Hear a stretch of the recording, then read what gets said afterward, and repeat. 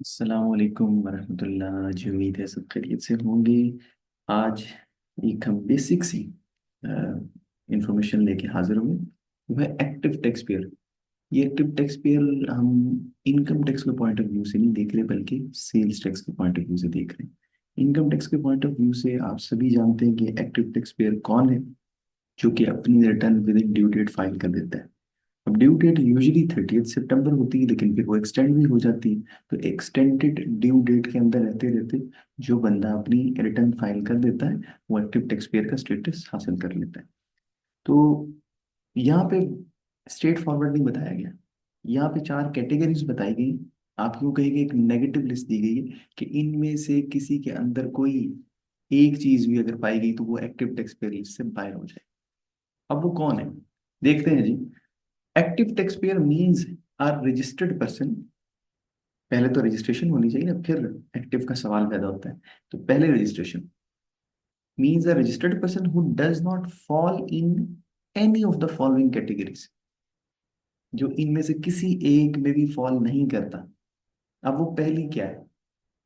Who is blacklisted और those whose registration is suspended और blocked. यानी पहले कैटेगरी वो है कि उसकी रजिस्ट्रेशन का स्टेटस बिल्कुल ठीक हो, यानी कि ना तो सस्पेंशन हो, ना उसकी रजिस्ट्रेशन ब्लॉक हुई हो, ना वो ब्लैक लिस्टेड हो। अब ब्लैक लिस्टिंग किन बेसिस पे होती है, सस्पेंशन किन बेसिस पे होती है, इसके लिए एक अलग वीडियो आपको मिल जाएगी। तो पहले कैटेगरी ये हो गई कि जो ब्लैक लिस्टेड है या जिसकी रजिस्ट्रेशन के हवाले से कोई इश्यूज है। दूसरी, fails to file the return by due date for 2 consecutive tax periods। तो अपनी सेल्स टैक्स रिटर्न कंजेक्टिवली 2 महीने तक within due date file नहीं कर पाया, नाकाम रहा इसके अंदर। तीसरा, who fails to file an income tax return under section 114 of the income tax ordinance 2001 by the due date। अब इसका मैंने पहले भी जिक्र किया कि जो अपनी income tax return within due date या एक्सटेंडेड ड्यू डेट के अंदर अंदर फाइल नहीं कर पाता, वो आपको पता है कि एक्टिव टैक्स पेयर लिस्ट से निकल गया। तो जो इनकम टैक्स की एक्टिव टैक्स पेयर लिस्ट से निकल गया, वो सेल्स टैक्स की भी एक्टिव टैक्स पेयर लिस्ट से निकल गया। उसका यहाँ पे भी स्टेटस जो है ना, वो खतरे में पड़ गया। अब फोर्थ ऐसी चीज है जो सबके ऊपर एप्लीकेबल नहीं।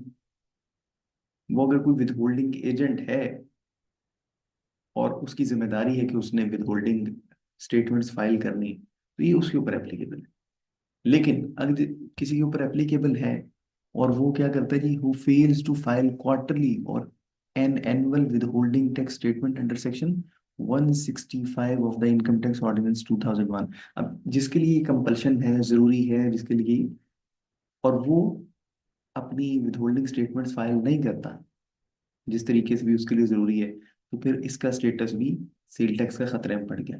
तो आप देखिए कोई बंदा, अब लेट से वो ब्लैक लिस्टेड नहीं है, रजिस्ट्रेशन स्टेटस बिल्कुल ठीक है, उसने सेल टैक्स रिटर्न अपनी 2 महीने कंजेक्टिवली मिस नहीं की, मतलब वो अपने within due date file करता जा रहा है, करता जा रहा है, करता जा रहा है, लेकिन वो इनकम टैक्स में उसका स्टेटस जो है ना वो एक्टिव नहीं है।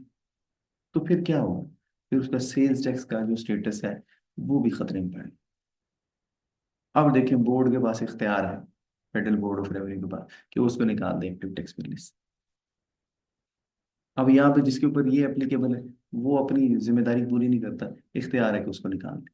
तो ये चारों चीजों का एट अ टाइम मौजूद होना जरूरी है। मतलब आपने इन चारों को देखना है। ब्लैक लिस्टिंग से बचना है, इस चीज से बचना है कि आप अपनी टैक्स रिटर्न कंजेक्टिवली 2 महीने तक मिस ना करें।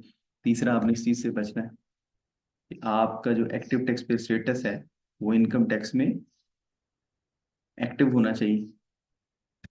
और फोर्थ जो है, आपने अपनी विद होल्डिंग टैक्स स्टेटमेंट्स अगर एप्लीकेबल है आपके लिए इनकी फाइलिंग, तो आपने इसको मिस नहीं करना।